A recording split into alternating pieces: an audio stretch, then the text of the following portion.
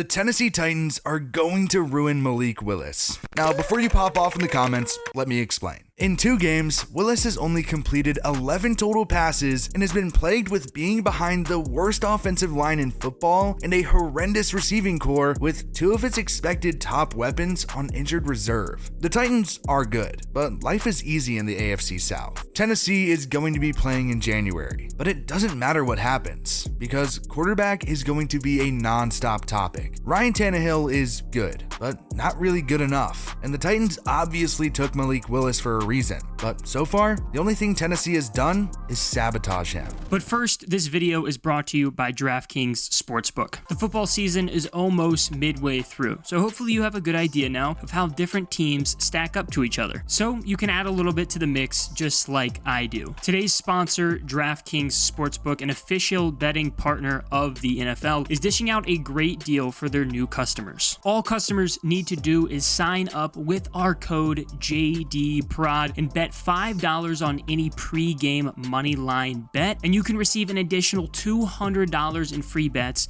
if your bet cashes. Again, any new customers that bet $5 on a money line on one team to win gets an additional $200 in free bets if their bet wins. Plus, with same game parlays, you can add multiple bets from one game together for a chance at even bigger winnings. For those of you in a state where you cannot legally bet yet, don't forget about DraftKings Daily Fantasy, where they've been innovating all kinds of new ways to make cash this season. And don't forget that basketball season is finally here, and DraftKings has a ton of ways to get into the action. So download the DraftKings Sportsbook app right now, use code JDPROD, and remember, if you put $5 down on a pregame money line, you can win $200 in free bets if that bet hits. That's promo code JDPROD only at DraftKings Sportsbook. Click that link in the description and use code JDPROD, and thanks again to DraftKings Sportsbook for sponsoring today's video. The Titans selected Malik Willis in the 3rd round after he slid a good bit at the draft. A lot of the mock drafts out there had him going in the 1st round, even top 5 at one point, but that definitely wasn't the case come draft day. Still, Tennessee had its quarterback, Ryan Tannehill, and he's getting paid a ton of money to be the guy, and that's going to continue to be the case. Tannehill has been solid, but went down with an ankle injury and has missed back-to-back weeks, opening the door for the rook, Malik Willis, to show what he's got. It's pretty clear that the Titans haven't wanted Malik to do much. Whether that's because the team around him isn't very good or because he's not ready,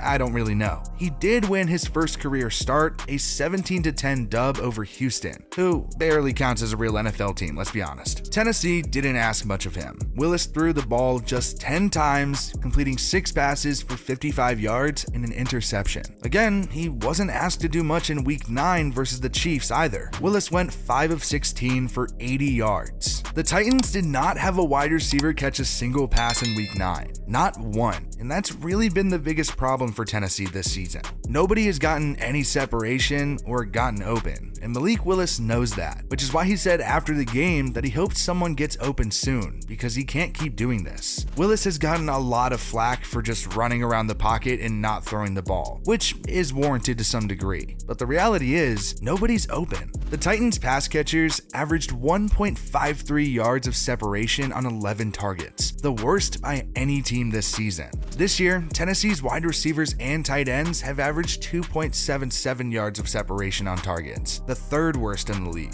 The Titans' offense has run through Derrick Henry for a while now, and everyone knows that, but now it has to. Nobody else on the offense is making plays. Mike Vrabel said after the Chiefs' loss that Henry has been the reason Tennessee has won a lot of games during his tenure, and he doesn't know what else they would do, joking that the Titans could consider throwing the ball 50 times, but who would they throw to? And he's right. The Titans don't have anyone to throw to. The difference between this league and our team is we got Derrick Henry. It's not a secret that the biggest move the Titans made this offseason was trading away A.J. Brown. Tennessee didn't want to pay him the money he deserved and decided to ship him off to the Eagles for a 1st and 3rd round pick. Philadelphia answered the call and gave Brown a 4-year, $100 million contract. Clearly, that trade has worked out pretty well for Philadelphia, who is 8-0, and top receiver A.J. Brown has over 700 yards and 6 touchdowns. The Eagles have gotten better with A.J. Brown, and the Titans have gotten worse without him. That 1st rounder Tennessee got in the trade was used on Treylon Burks. Unfortunately, his rookie season has not gone to plan. Burks played in the first 4 games of the year and recorded 10 catches for 129 yards. He then suffered turf toe in week 4 and was placed on injured reserve. Burks wasn't the only wideout Tennessee took at the draft either. The other, Kyle Phillips in the 5th round. He also had only played in 4 games this season with 8 receptions for 78 yards. 6 of those catches and 66 of those yards came in week 1. He suffered a hamstring injury and got put on injured reserve too. So both rookie wide receivers are on IR. And so is 2021 6th rounder Racey McMath. That leaves the Titans wide receiver 1 as Robert Woods. Woods hasn't exactly been breaking records this year. He has just 256 yards and a touchdown in 8 games. That's only 32 yards per game, but he is the only pass catcher with over 150 yards in Tennessee. It hasn't been pretty. Nick Westbrook-Akine has been the number 2. He has 138 yards in 8 games. That leaves the number 3. Yes, the current number 3 wide receiver on the roster, Cody Hollister, who only has 54 yards. The only other wideout on the roster is Chris Conley, who was just signed off of the Chiefs practice squad in late October, and he doesn't even have a single catch this season. The Titans really missed the ball at wide receiver. They've completely neglected to surround Malik Willis with solid weapons. Meanwhile, Chase Claypool was shipped off to Chicago for a 2nd, and Kadarius Toney was sent to Kansas City for a 3rd and a 6th. Tennessee definitely could have made a run at a wideout, but my assumption is that they feel pretty good about Treylon Burks and Kyle Phillips coming back from injury, which seems fair. Burks had a good few moments while he was playing, and maybe the Titans believe that they have the right wide receivers in the building. A 1-2-3 of Robert Woods, Treylon Burks, and Kyle Phillips seems solid, especially because the Titans are just going to continue to rely on Derrick Henry, who somehow continues to perform well despite an offensive line closely resembling a bunch of traffic cones. The Titans have one of the worst offensive lines in the league. To prove that, let's play a game. I'll name the 5 Titans starting linemen, and you can tell me how many of them you know.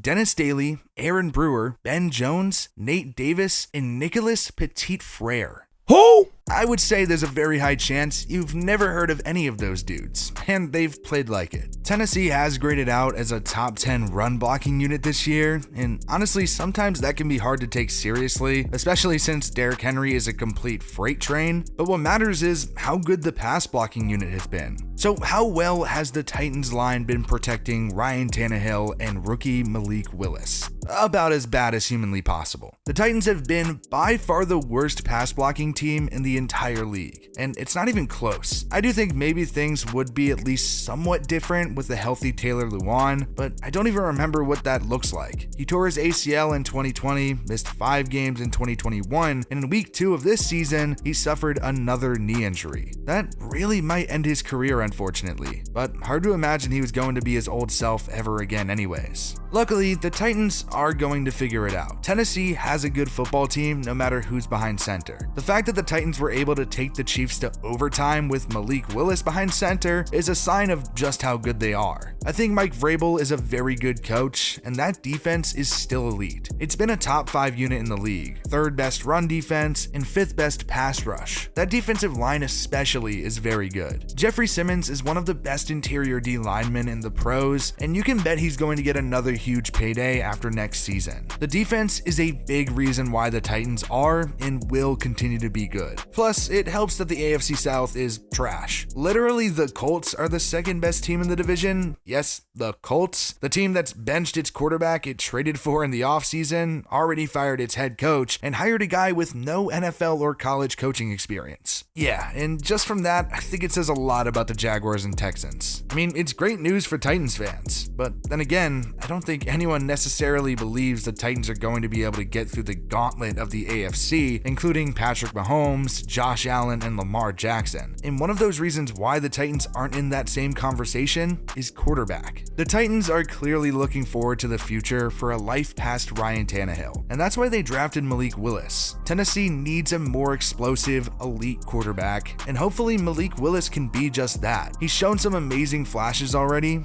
but he has a lot of learning to do. Tennessee clearly doesn't trust him to air it out, and more than anything, he's not in a position to succeed. Until the Titans have adequate wide receivers or an offensive line that's even okay-ish, Tennessee is on track to completely ruin Malik Willis.